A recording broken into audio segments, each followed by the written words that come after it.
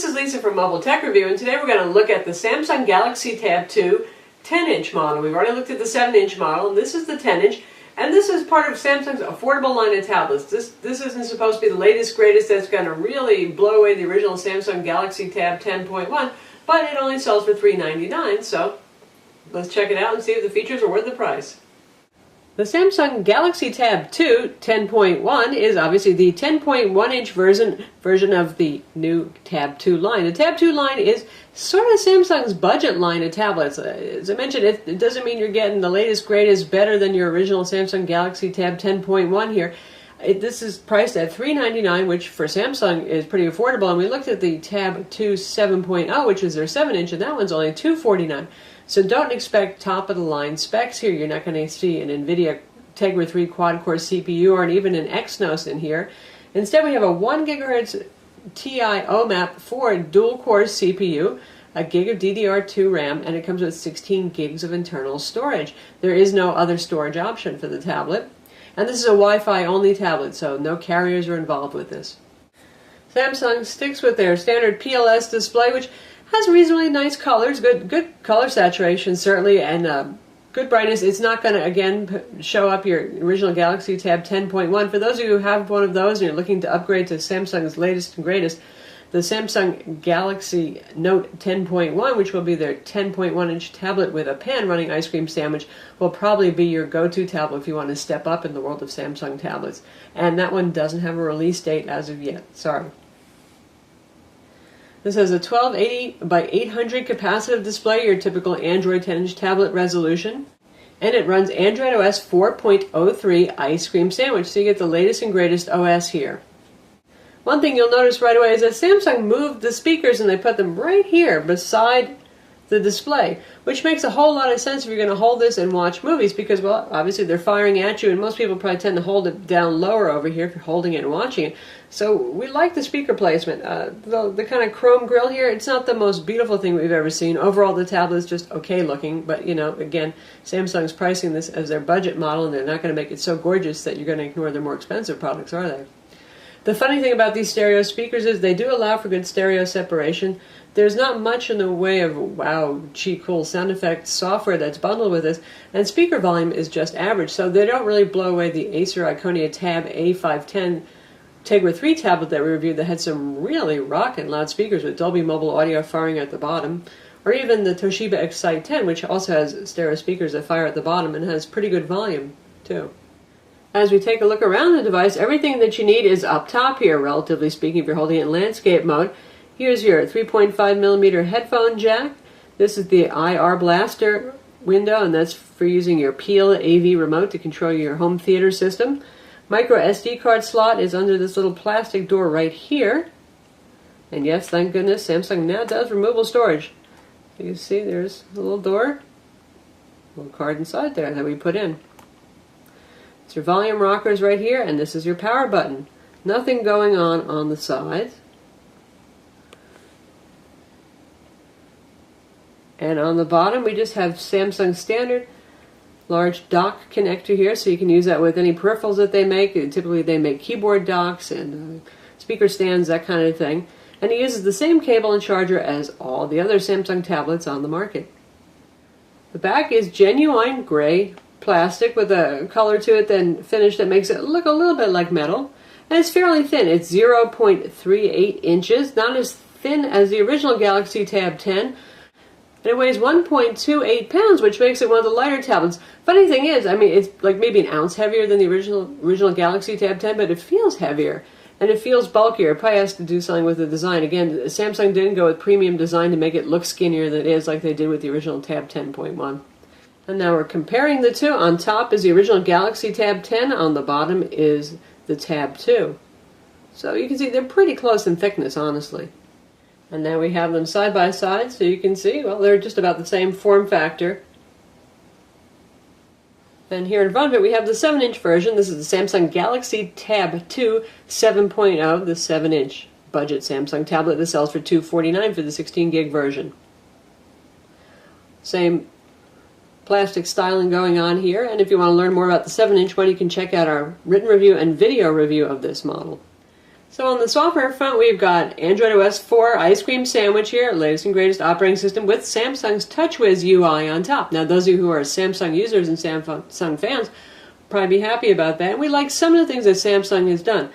If you tap right here, for example, instead of getting the very basic menu system, you get access to your wireless controls built in right here, which is pretty handy.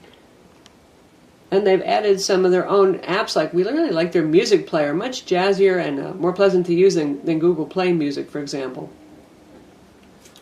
You also get a whole mess of Samsung widgets here, and some of these are really designed just to sell you stuff. Obviously, the weather is not intending to sell you anything, but we've got their Games Hub, we've got their Music Hub, Media Hub, and those all are either offering to sell you some music, rent you some movies, sell you some movies, that kind of thing, and sell you some apps. Because Samsung has their own separate app store in addition to the Google Play Market. So you do have full access to the Google Play Market. In fact, you can use the Amazon Marketplace too for Android applications. But the usefulness of these, well, not so much unless you actually want to buy some of their content. And if you want to see what other widgets are available, they're doing it Android ice cream sandwich style. That is, you don't press and hold on the desktop anymore. You use the application drawer and you switch over to widgets, and you can see all the widgets that are available. So we've got all the standard Android ones. We've got analog clock, we've got bookmarks, all that kind of stuff.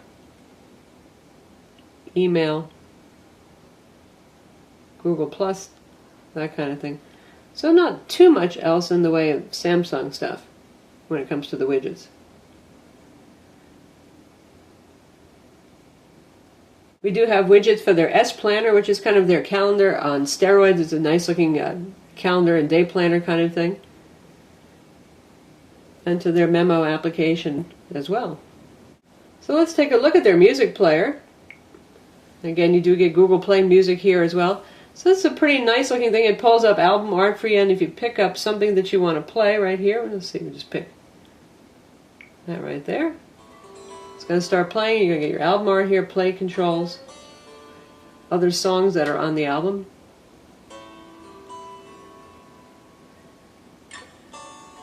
And we'll pick something a little bit more loud and rocking so you can hear the speakers better.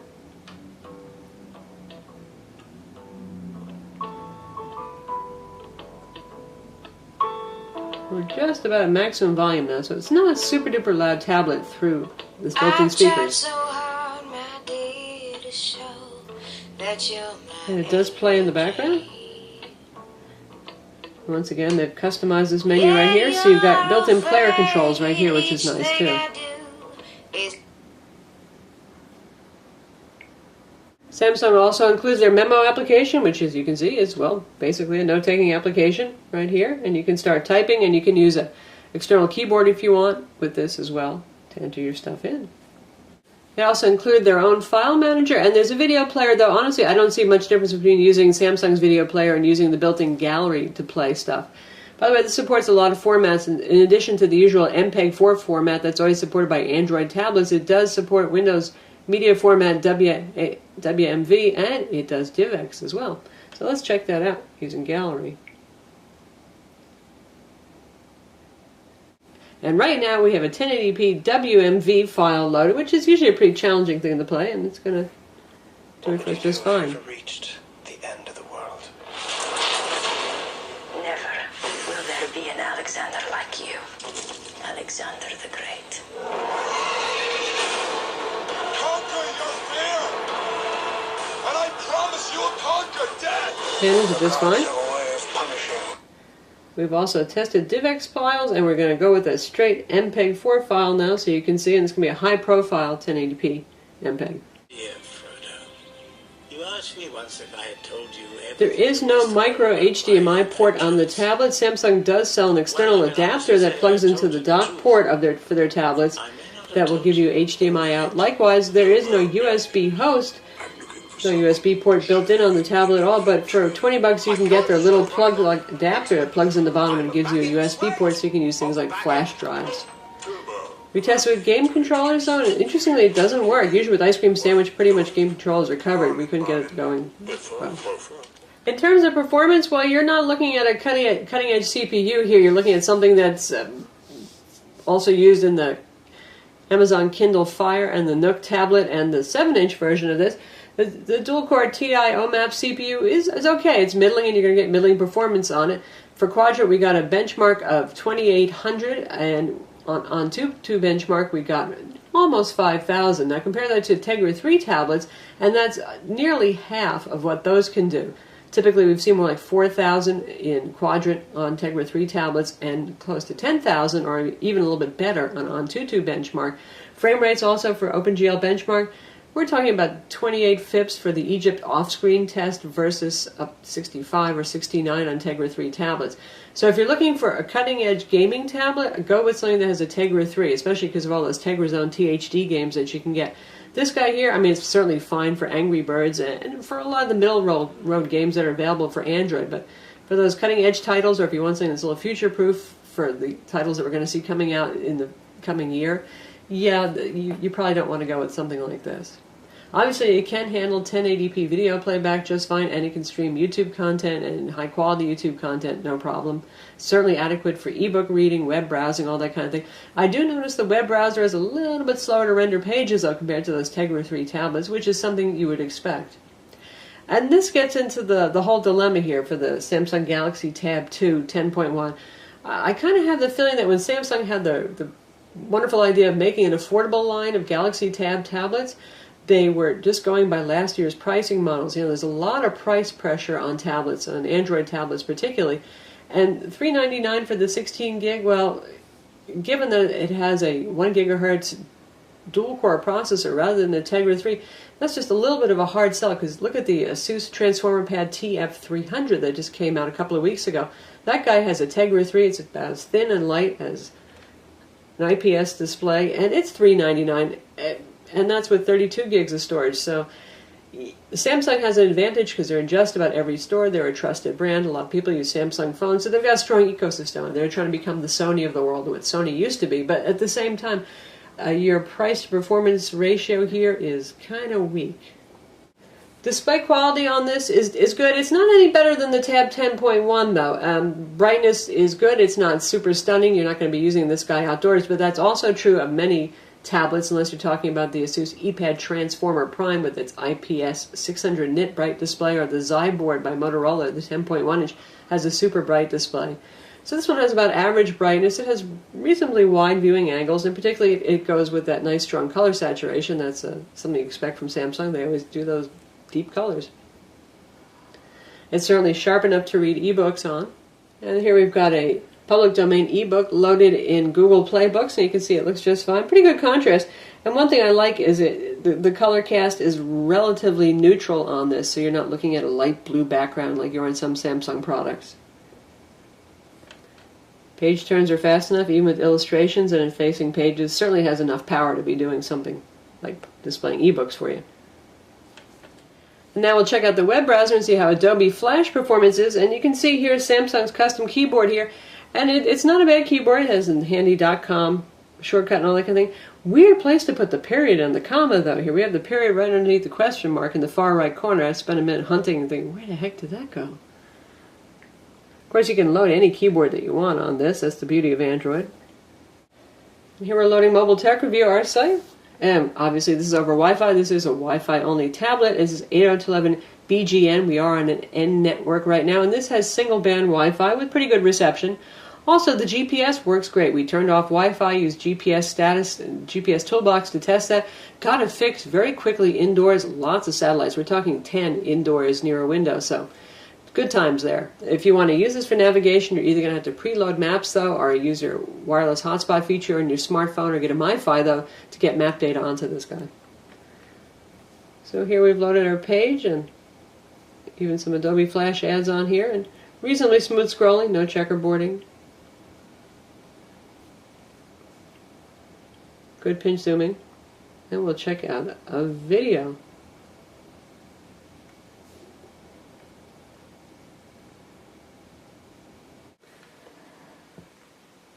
And we'll look at our video review of the HTC Evo 4G LTE.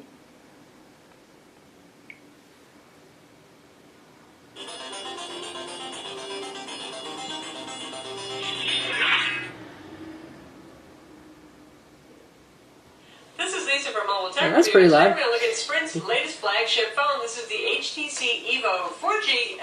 So it played that just fine. One thing I found, and this is something that you might expect from a 1 gigahertz dual core, the controls for Adobe Flash Player are not very responsive. It can be pretty hard to get to pop out to full screen and all that kind of stuff. We're trying to pop this out to full screen right now, but the player has actually gotten a little bogged down and it's not responding to that, nor is it responding to press and holds right now, but it will start playback again here. The One X, and we'll show you it for comparison. Samsung also includes their Reader's Hub, which you've seen on other tablets before. And you can see that we've got Press Display newspapers, Zinio magazines, and Kobo ebooks here all in one place, kind of conveniently located if you like to use those services. I think Zinio is quite popular for magazines. Certainly a beautiful presentation on a 10-inch display of traditional print layout magazines. And you can put Kindle on this, Nook, or anything else you want. S Planner again is their enhanced calendar application. It's nice enough looking. And you can switch between views right here, year, month, day, agenda. Agenda view is particularly nice. So now at Test Gaming, we're in Frontline Commando. Obviously a shooting game with pretty nice graphics, and it's getting a little slow here once in a while.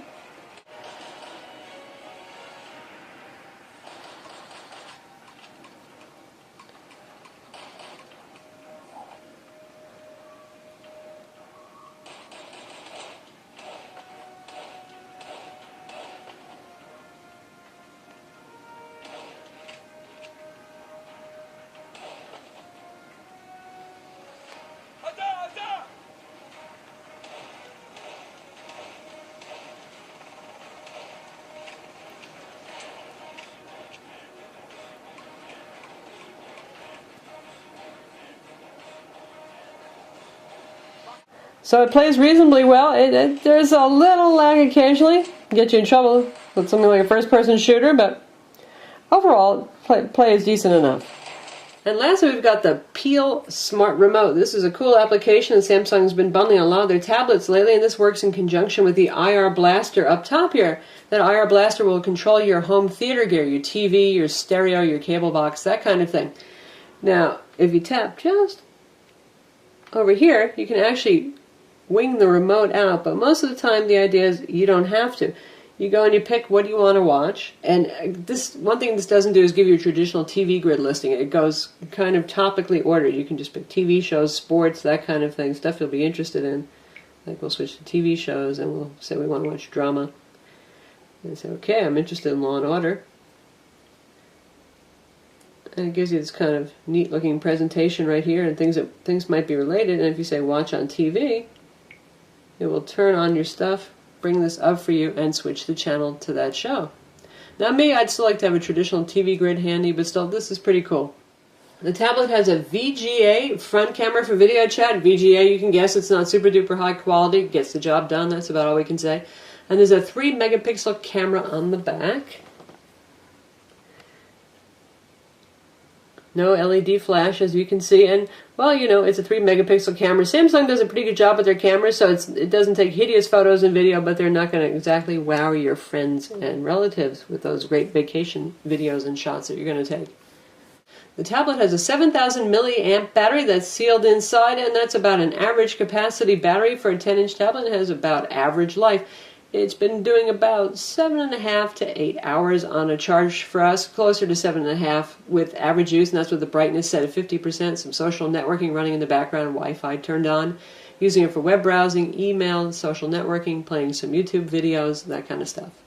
Doesn't last as long as the original Galaxy Tab 10.1. Go figure that Tegra 2 was actually a little bit better at power management, apparently, than the TI processor that's been used here. So that's the Samsung Galaxy Tab 2 10.1. It's available now for $399 in stores. And it's a nice enough looking tablet, and if you like Samsung products, you'll probably be attracted to it, especially if you're on a budget.